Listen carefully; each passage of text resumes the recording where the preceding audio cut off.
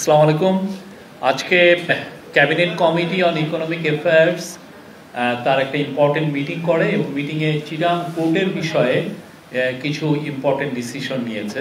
তো সেই বিষয়ে আপনাদেরকে ব্রিফ করবেন আমাদের বিডার এক্সিকিউটিভ চেয়ারম্যান চৌধুরী আশিক মাহমুদ বিন হারুন। আমি ওনাকে মাইকটা দিচ্ছি। আসসালামু আলাইকুম, গুড আফটারনুন, আদাব। আমি আসলে আজকে পিপিপি অথরিটি সিইও হিসাবে এখানে এসেছি, বিডার এক্সিকিউটিভ চেয়ারম্যান হিসাবে না। তো আমরা আজকে cabinet committee of economic affairs যারা আছেন তাদের কাছে আমরা একটা পিপিপি প্রজেক্টের ফাইনাল প্রপোজাল নিয়ে গিয়েছিলাম। সেটি হচ্ছে লালদিয়া কন্টেইনার টার্মিনাল রিলেটেড যে পিপিপি প্রজেক্টটা, সেই পিপিপি প্রজেক্টটার ব্যাপারে। তো এটার নেগোসিয়েশন শেষ হয়ে, এটা G2G ভিত্তিতে একটা পিপিপি মডেল ছিল, সেটা নেগোসিয়েশন গত কয়েক মাস ধরে আমরা খুব কাজ করছি। গত কয়েক মাস ধরে আমরা খুব একটা বড় একটা দল একদম দিনরাত খেটে কাজ করছে এটা নিয়ে। এই নেগোসিয়েশন চলছিল আমাদের কাউন্টার পার্টির সাথে, সেটা শেষ হয়েছে। শেষ হওয়ার পরে আমরা এখন ফাইনাল কনসেশন এগ্রিমেন্ট যেটা, সেটাকে নিয়ে গেছি আজকে। তো আমি এটা নিয়ে একটু ছোট্ট ব্রিফ দিই আপনাদেরকে, তারপর আইল টেক ইউর কোয়েশ্চেন্স। এইটা চিটাগং পোর্ট অথরিটি একটা 30-year কন্ট্রাক্টে এন্টার করছে। সো কনস্ট্রাকশন প্লাস 30 ইয়ার। কনস্ট্রাকশন করতে আমাদের এস্টিমেট হচ্ছে রাফলি 3 বছরের মতো সময় লাগতে পারে, বাট প্লাস মাইনাস অবভিয়াসলি অনেক ধরনের ফ্যাক্টর কাজ করে। তা আমাদের যাদের সাথে আমরা কন্ট্রাক্টটা করছি তারা হচ্ছে এপিএম টার্মিনালস।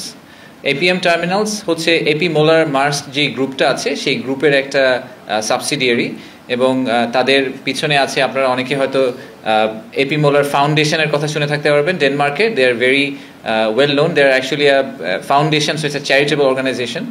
তো তারা আমাদের সাথে এই পাবলিক প্রাইভেট পার্টনারশিপ প্রজেক্টে লালদিয়া কন্টেইনার টার্মিনালটাকে ডেভেলপ করার জন্য আমাদের কাছ থেকে নিচ্ছে। যখন আমি ডেভেলপ করার কথা বলছি, তখন আসলে আমরা ওনাদেরকে যেটা দিচ্ছি সেটা একদমই একটা গ্রিন ফিল্ড, এখানে কিছুই নেই, একটা জাস্ট সবুজ মাঠের মতো। সেই মাঠের উপরে ওনারা একদম বেস লাইন থেকে কনস্ট্রাকশন করবেন, কনস্ট্রাকশন করার পরে জেটি নির্মাণ করবেন, এবং তারপরে ওনারা পোর্টটা অপারেট করবেন। তো প্রথমেই যে প্রশ্নটা সবসময় চলে আসে, তাই আমি ওটা ক্ল্যারিফাই করি। The ownership remains with the port. So ownership আমাদের কাছেই থেকে যাচ্ছে। ওনারা আমাদের ল্যান্ডের উপরে নিজেরা একটা টার্মিনাল করবেন, এবং 30 বছর পরে এটার একটা এক্সটেনশনের সুযোগ আছে। যদি ওনারা কেপিআইটা মেনটেন করেন, তাহলে ওনাদেরকে আমরা এক্সটেন্ড করতে দিব, বাট ইভেন্চুয়ালি আসলে ওনারা ফুল অ্যাসেটটা আমাদের কাছে ট্রান্সফার করে দিবেন। So the ownership remains with us. However, যেটা সবচেয়ে ইন্টারেস্টিং ব্যাপার এখানে, সেটা হচ্ছে যে এই পুরা প্রজেক্টটা করতে ওনাদের প্রায় $550 মিলিয়ন মতো খরচ হবে, উইচ ইজ বাংলাদেশি টাকায় যদি আমি ক্যালকুলেট করি প্রায় 6,700 কোটি টাকা। তো এই 6,700 কোটি টাকা পুরাটাই আসলে এপি মোলার ওনাদের থেকে দিবেন, বাংলাদেশ সরকার এখানে কোনো খরচ হবে না। এবং সেই কারণে এই পুরা অঙ্কটাই একটা এফডিআই হিসেবে বাংলাদেশে আগামী 3 বছরে ঢুকবে। এপি মোলা নিয়ে আমি একটু ছোট্ট করে বলি। যেটা বললাম, আমাদের হেডকোয়ার্টার ডেনমার্কে। ডেনমার্ক আপনারা জানেন যে পৃথিবীতে অ্যান্টি করাপশনের মধ্যে নাম্বার 1 কান্ট্রি। তো আমাদের একটা বড় পোর্ট নিয়ে সবার একটা বড় কমপ্লেন হচ্ছে যে পোর্টে আসলে corruption is a big issue. তো আমাদের এক্সপেকটেশন হচ্ছে যে ওরা অ্যান্টি করাপশনের যে বেস্ট প্র্যাকটিসগুলো, সেগুলো আমাদের দেশে নিয়ে আসবে। ওই টেকনোলজি, ওই স্কিল সেটটা আমাদের দেশে ট্রান্সফার হবে। এপি মোলার মোট 60টি টার্মিনাল অপারেট করে, 7টি টার্মিনাল অপারেট করে 33টি দেশে। তার মধ্যে আমাদের সাউথ অ্যান্ড সাউথ ইস্ট এশিয়ার অনেকগুলো দেশ আছে, যেরকম China, Singapore, Sri Lanka, Vietnam, Malaysia, এইসব দেশে ওনারা টার্মিনাল অপারেট করেন। এবং ইনফ্যাক্ট পৃথিবীর টপ 20টা কন্টেইনার টার্মিনালের যে র্যাঙ্কিং আছে, সেই র্যাঙ্কিংয়ের 20টার মধ্যে 10টাই এপি মোলার রান করে। ওয়ার্ল্ড ব্যাংকের একটা র্যাঙ্কিং আছে, তার মধ্যে 10টাই তারা রান করে। সো আমরা এভাবে খুব আশাবাদী যে লালদিয়া কন্টেইনার টার্মিনাল যেটা হবে, সেটাও একটা ওয়ার্ল্ড ক্লাস টেকনোলজি হবে, এবং ওয়ার্ল্ড ক্লাস অপারেশনাল এক্সেলেন্স আমাদেরকে সেটা প্রোভাইড করতে পারবে। এবং পোস্ট এলডিসি এরাতে যখন লজিস্টিক্স নেটওয়ার্কের যে ক্যাপাবিলিটি, এটা আমাদের জন্য সবচেয়ে ইম্পর্ট্যান্ট একটা ইস্যু হয়ে দাঁড়াবে, সেখানে এই টার্মিনালটা একটা বড় রোল প্লে করবে। টার্মিনালের কিছু বড় বড় সুবিধা আছে। আমাদের কারেন্ট যে এক্সিস্টিং চিটাগং যে টার্মিনালটা আছে, চিটাগং পোর্টে যেটা আছে, আমরা যেটাকে নিউ মুরিং টার্মিনাল বলি, তো সেটার থেকে এটার কিছু পার্থক্য আছে। একটা পার্থক্য হচ্ছে যে এখানে প্রায় দ্বিগুণ আকারের জাহাজ ভিড়তে পারবে। দ্বিগুণ আকারের জাহাজ ভিড়তে পারার একটা বড় সুবিধা হচ্ছে এই জাহাজগুলো তখন আর এই জাহাজগুলো হয়তো ডিরেক্টলি ইউরোপে চলে যেতে পারতে পারে। তাদেরকে হয়তো সিঙ্গাপুর বা শ্রীলঙ্কায় থেমে জাহাজকে আপসাইজ করতে হবে না। বা অনেক সময় আপনারা দেখেছেন যে আমাদের বেতে কিছু বড় জাহাজ থামে, সেখান থেকে আবার একটা লাইটার ভেসেলে করে তারপরে বাংলাদেশের ভিতর ঢুকাতে হয়। এরকম অনেকগুলো লেক আসলে আমরা স্কিপ করতে পারবো। স্কিপ করতে পারলে আমাদের কানেক্টিভিটি এবং turn around time point of view থেকে, আপনারা আমাদের টেক্সটাইল অ্যান্ড গার্মেন্টসের ব্যবসাদের কাছে অনেক সময় শুনবেন যে ফ্যাক্টরির দরজা থেকে দোকান পর্যন্ত পৌঁছানোর যে সময়টা লাগে, সেই সময়টার ক্ষেত্রে অনেক ক্ষেত্রেই বাংলাদেশ, ভিয়েতনাম বা চায়না থেকে অনেক পিছিয়ে আছে। তো সেই জায়গাটাতে আমরা চেষ্টা করছি যে ওই সময়টা কমিয়ে নিয়ে আসার। তো যখন বড় জাহাজ এসে আর সিঙ্গাপুর শ্রীলঙ্কায় না ভিড়ে একবারে চলে যেতে পারবে, তখন এই সময়টা সিগনিফিকেন্টলি রিডিউস করবে। আরেকটা বড় ব্যাপার হচ্ছে যে এই টার্মিনালটা 24/7 অপারেশন। তা আমাদের নিউমোরিং কন্টেইনার টার্মিনাল কিন্তু একদম 24/7 অপারেশন করতে পারে না, বেশ কিছু কারণে।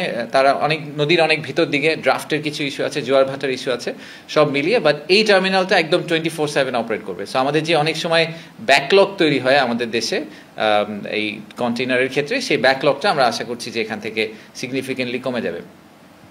এফডিআই এর কথা আমি আপনাদেরকে একটু আগে বলেছি, একটা ছোট্ট পয়েন্ট বলে রাখি, সেটা হচ্ছে যে আমাদের জানা মতে এটি বাংলাদেশের ইতিহাসে ইউরোপের সবচেয়ে বড় এফডিআই। ইউরোপিয়ান কোনো কান্ট্রি থেকে বা ইউরোপ মহাদেশ থেকে এত বড় এফডিআই বাংলাদেশে আগে কখনো আসেনি। এবং ইনফ্যাক্ট টোটাল র্যাঙ্কিংয়েও এটা একদম উপর দিকেই পড়বে, কারণ এরকম 6-7 হাজার কোটি টাকার এফডিআই এক ধাক্কায় বাংলাদেশে খুব কমই এসেছে। অনেক সময় বড় বড় কন্ট্রাক্ট হয়, বাট সেই কন্ট্রাক্টের ক্ষেত্রে কিন্তু অনেক সময় দেখা যায় যে ওগুলা ইপিসি কন্ট্রাক্ট, যেখানে আবার যিনি বানাচ্ছেন ওগুলো জিনিসগুলো ফেরত নিয়ে যাচ্ছেন, কিন্তু ওনারা যেই টাকাটা আসলে ইনজেক্ট করছেন পুরো টাকাটাই ওনারা বাংলাদেশেই রেখে দিবেন, এবং এটা আমাদের জন্য একটা পিওর এফডিআই হিসাবে গণ্য করা হবে। টার্মিনালের ক্যাপাসিটি হচ্ছে 800,000 টিইউ। টিইউ হচ্ছে, আপনারা সবাই জানেন যে এটা হচ্ছে একটা measurement criteria for container terminal handling. তো সেটা আমাদের 8 লাখ কন্টেনার হচ্ছে মিনিমাম ক্যাপাসিটি। আমরা আশা করছি যে ওনাদেরকে যেভাবে আমরা প্রাইসিং সেট করে দিয়েছি, যে ওনাদেরকে আমরা অ্যাকচুয়ালি এনকারেজ করছি যে ওনারা যদি নাম্বারটাকে বাড়িয়ে ফেলতে পারেন, আরও এফিসিয়েন্সি গেইন করে, আরও নতুন টেকনোলজি এনে। সো আমাদের এক্সপেকটেশন হচ্ছে 8 লাখ থেকে 1 মিলিয়ন, 10 লাখের মধ্যে হয়তো একটা নাম্বারে ওনারা অপারেট করতে পারবেন। তো আপনারা যদি এখন আমাদের এক্সিস্টিং ক্যাপাসিটির কথা চিন্তা করেন, সেই ক্যাপাসিটির থেকে কিন্তু একটা সিগনিফিক্যান্ট জাম্প হয়ে গেল। আমাদের এখন যে ক্যাপাসিটি আছে তার প্রায় 40 ভাগ বেশি হয়তো আমরা অপারেট করতে পারবো, ক্যাপাসিটিতে অপারেট করতে পারবো টার্মিনালটা যখন হয়ে যাবে। তো ওনারা যদি জানুয়ারি মাসে কাজ শুরু করেন, এখন আমরা আশা করছি আমরা আগামী সপ্তাহে কন্ট্রাক্টটা সাইন করে ফেলতে পারবো। তো ওনারা যদি জানুয়ারি মাসে কাজ শুরু করেন, তাহলে আমরা 2026 থেকে আরও 3 বছর যদি আপনারা যোগ করেন, 29-এর দিকে গিয়ে আমরা আশা করছি যে টার্মিনালটা চালু হবে। এছাড়াও কিছু ইন্টারেস্টিং ছোট ছোট ফ্যাক্ট বলি, যেগুলো হয়তো আপনাদের কাজে লাগবে। একটা হচ্ছে যে আমরা এই কন্ট্রাক্টটা এরকমভাবে দাঁড় করানো হয়েছে যে ওনারা সাইন করার সাথে সাথে আমাদেরকে 250 কোটি টাকা দিবেন। সো সাইনিং বোনাসের মতো করে বা সাইনিং মানি হিসাবে ওনারা 250 কোটি টাকা কমিট করেছেন, বাংলাদেশ সরকারকে দিবেন। আর তারপরে যেটা বললাম যে এই প্রায় 6,700 কোটি টাকার যে ক্যাপিটাল এক্সপেন্ডিচার হবে, সেটা হচ্ছে পোর্টটা বানাতে, যন্ত্রপাতি আনতে, এরা কমপ্লিটলি ওনারা করবেন। আর প্রতি বছর ওনারা যে টিইউ হ্যান্ডেল করবেন, সেটার থেকে একটা অংশ ওনারা আমাদেরকে শেয়ার করবেন। সো প্রথম 8 লাখ টিইউর জন্য প্রতি টিইউতে ওনারা আমাদের $21 করে দিবেন। তারপরে এটা যখন 8 থেকে 9 হবে, এটা $23 হবে। আবার 9 থেকে যখন আরও বাড়তে থাকবে, তখন আবার প্রতি টিইউতে নাম্বারটা আবার নেমে আসবে।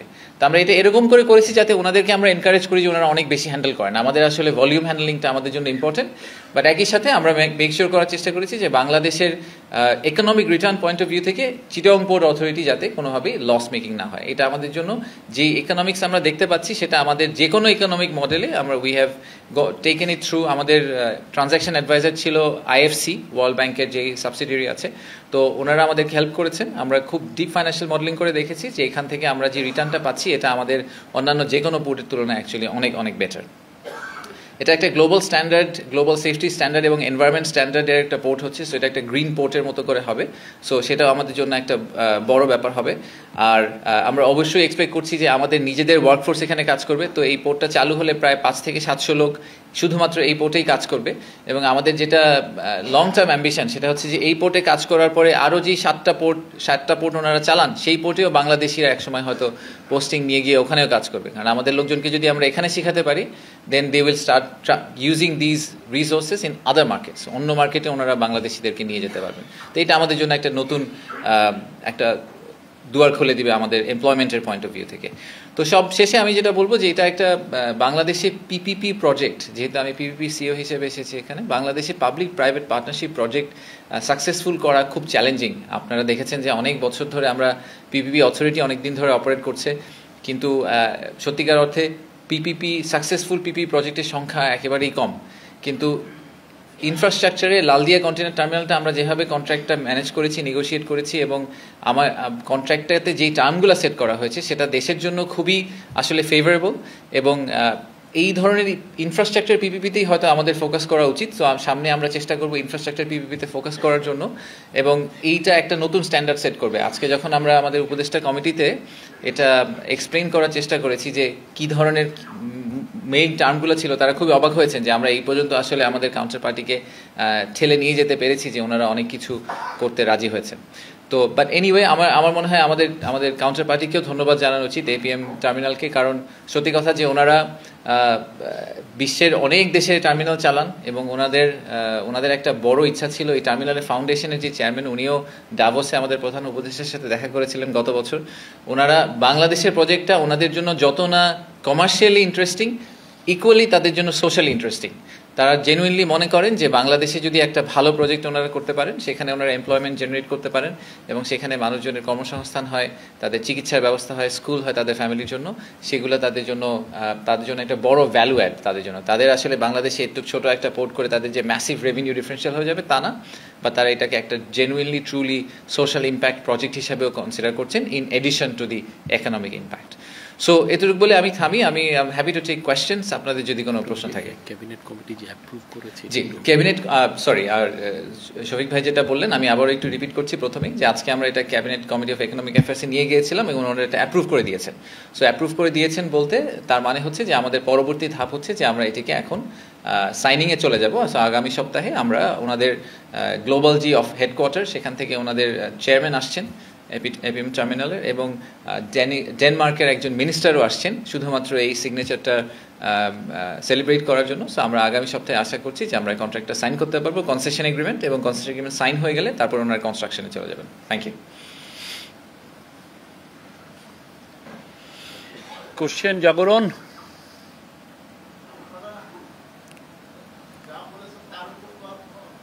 Please question. এখানে চিরাং, আমাদের পাশে চিরাং পোর্টের চেয়ারম্যান আছেন রিয়ার অ্যাডমিরাল মনিরুজ্জামান।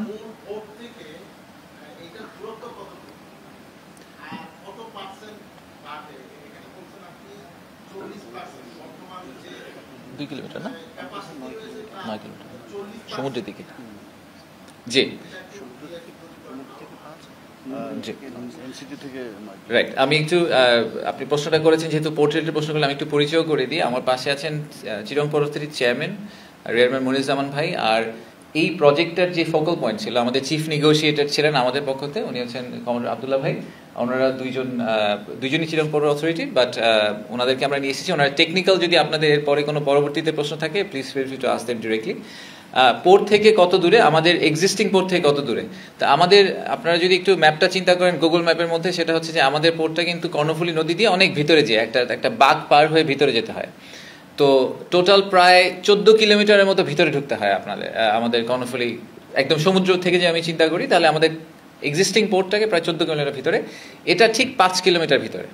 সো এটা আসলে সমুদ্রের আরো অনেক কাছাকাছি, এবং এই কারণেই আমরা বলছি যে 24/7 অপারেশনস করা সম্ভব। এয়ারপোর্টের খুব কাছে, আপনারা যদি এয়ারপোর্ট দিয়ে বের হয়ে বাইরে গেলে, একটু দূরে গেলেই আসলে লালদিয়ার ওপেন জায়গাটা আপনারা দেখতে পারবেন। সো মেইন পোর্ট থেকে 9 কিলোমিটার সমুদ্রের দিকে, আর সমুদ্র থেকে 5 কিলোমিটার ভিতর দিকে, এভাবে যদি আমি বলি। পরিচয় দিয়েন প্লিজ।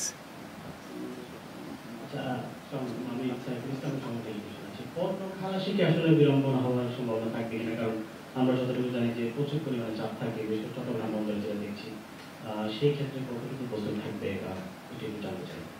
ধন্যবাদ।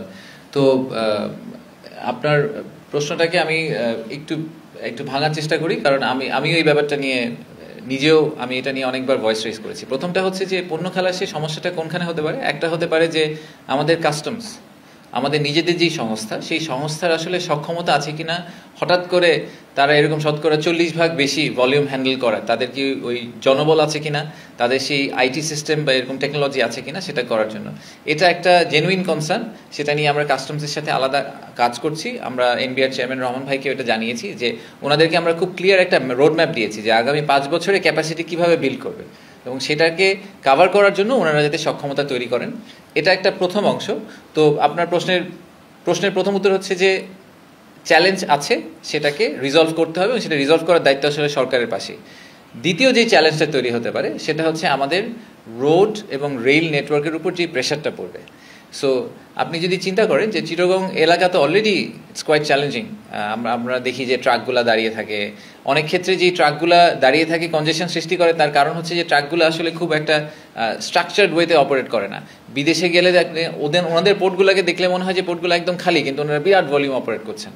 তো ওনাদের যে ম্যানেজমেন্ট স্টাইল সেটাকে নিয়ে এসে হয়তো আমরা কিছুটা এলিভেট করতে পারবো, বাট একই সাথে আমরা রোডস অ্যান্ড হাইওয়েজ ডিভিশনকে এবং বাংলাদেশ রেলকে ক্যাটাগরিক্যালি জানিয়েছি যে আগামী 5 বছরে এগেন চট্টগ্রামের ক্যাপাসিটি কিভাবে বাড়বে এবং সেখানে রাস্তার উপর লোড কীরকম বাড়বে সেটা ওনাদেরকে জানানো হয়েছে। তো ওনারা এটা নিয়ে একটা মাস্টার প্ল্যান গত সপ্তাহে প্রধান উপদেষ্টাকে শেয়ার করেছেন, আপনারা হয়তো গত সপ্তাহে বা তার আগের সপ্তাহে, এবং সেটা নিয়ে ওনারা কাজ করছেন।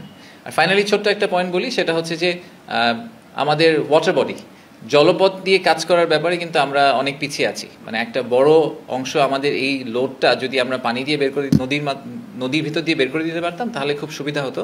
তো সেই বিষয়ে আজকে একটা আসলে ভালো খবর আছে, সেটা হচ্ছে আমরা ক্যাবিনেট কমিটিতে পানগাঁওয়ের ব্যাপারেও আজকে একটা আলোচনা হয়েছে। তো পানগাঁওতে ইনল্যান্ড কন্টেইনার টার্মিনাল, যেটা আমাদের ঢাকার কাছে, সেটাকেও আমরা আসলে চালু করার ব্যবস্থা করছি। তো সেটা নিয়েও আপনারা হয়তো একটা প্রেস রিলিজ জানতে পারবেন এবং সেটারও সাইনিং আগামী সপ্তাহে হওয়ার কথা। তো দি টার্গেট ইজ যে এই মুহূর্তে প্রায় শতকরা 90% বেশি মালামাল আসলে রাস্তা দিয়ে যাওয়া আসা করে এবং খুব ছোট্ট একটা অংশ রেলে যায় এবং খুব ছোট্ট একটা অংশ আমাদের নদীপথে যায়। কিন্তু আমাদের যেটা করতে হবে যে এই রাস্তার উপর চাপ কমিয়ে এটাকে 80-তে নিয়ে আসতে হবে, অ্যাটলিস্ট মিনিমাম 80-তে নিয়ে আসতে হবে, সম্ভব হলে 70-এ নিয়ে আসা দরকার। আর নদীপথ এবং রেলের মধ্যে আমরা যদি 10-10 বা 15-10 এরকম করে ভাগ করে দিতে পারি পার্সেন্টেজ ওয়াইজ, তাহলে আসলে আমাদের রাস্তার উপরও প্রেশার কমবে, আমাদের পক্ষে এই ভলিউমটাও হ্যান্ডেল করা সম্ভব হবে।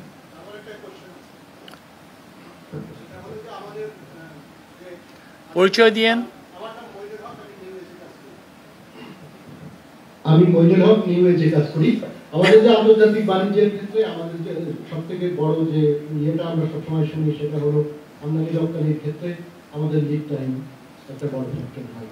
তো এই যে পোর্টটা করার ক্ষেত্রে এবং সরাসরি এখানে মাদার ভেসেল আসতে পারবে এবং যে আশা করা হচ্ছে, সেক্ষেত্রে আন্তর্জাতিক প্রভাব বা ইন্টারন্যাশনাল ইম্প্যাক্ট ট্রেডের উপরে কি হবে এবং আমরা কোনো টাইম বাউন্ড কোনো টার্গেট সেট করেছি কিনা যে 10 বছর বা 20 বছর এই পোর্ট নিয়ে আমাদের টার্গেট এই এখানে পৌঁছানো, এটা যদি একটু না করেন। আচ্ছা, সো আমাদের একটা আগামী 10-15 বছরের একটা প্রজেকশন আছে সরকারের in terms of volume handling. আসলে ট্রেড ডিমান্ডটা তো ধরেন একটা কমার্শিয়াল ইস্যু, সেখানে আমাদের ব্যবসায়ীরা যারা আমাদের এক্সপোর্টার তারা যদি আমাদের দেশকে মার্কেট করতে পারেন, আমরা যদি রাইট পলিসিগুলো দিতে পারি। আমরা সবসময় বলি যে গার্মেন্টসের পরে আরও কয়েকটা ইন্ডাস্ট্রি আসতে হবে, শুধু গার্মেন্টস দিয়ে আসলে নেক্সট লেভেলে যাওয়া খুব ডিফিকাল্ট হবে।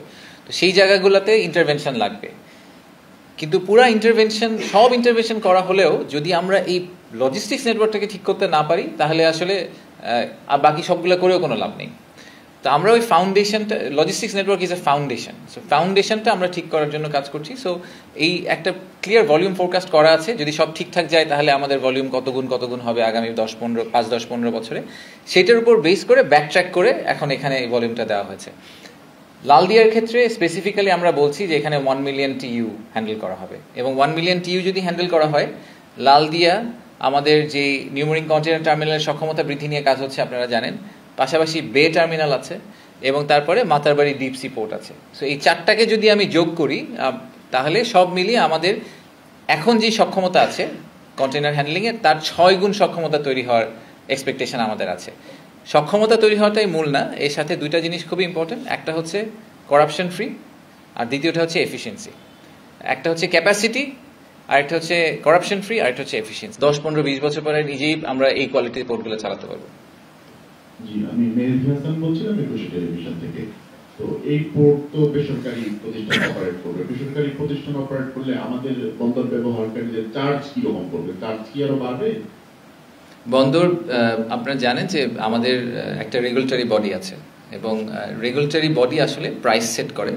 আমাদের যেটা এক্সপেকটেশন সেটা হচ্ছে যে একদম ফ্রি মার্কেট ইকোনমিতে আপনি যদি যান, ধরেন আজকে যদি আপনি নেদারল্যান্ডস দেখেন, যেখান থেকে ওদের হেডকোয়ার্টার, যেখানে নেদারল্যান্ডসে কিন্তু প্রাইস কন্ট্রোল না, it's a free market economy. Basically supply ডিমান্ডের উপর বেস করে পোর্টগুলো প্রাইসিং করে। আমাদের দেশে এর আগ পর্যন্ত আমাদের দেশে একটাই মেইন পোর্ট ছিল। তো যখন আপনার একটা মনোপলি পোর্ট থাকে তখন তো আপনাকে প্রাইস আসলে কন্ট্রোল করতেই হবে। সো আপনাকে একটা নির্ধারিত মূল্য দিয়ে দিতে হবে, সো দ্যাট যারা সার্ভিস নিচ্ছেন এবং যারা সার্ভিস দিচ্ছেন কেউই ক্ষতিগ্রস্ত না হন। যখন আপনার পোর্টের সংখ্যা বাড়তে থাকবে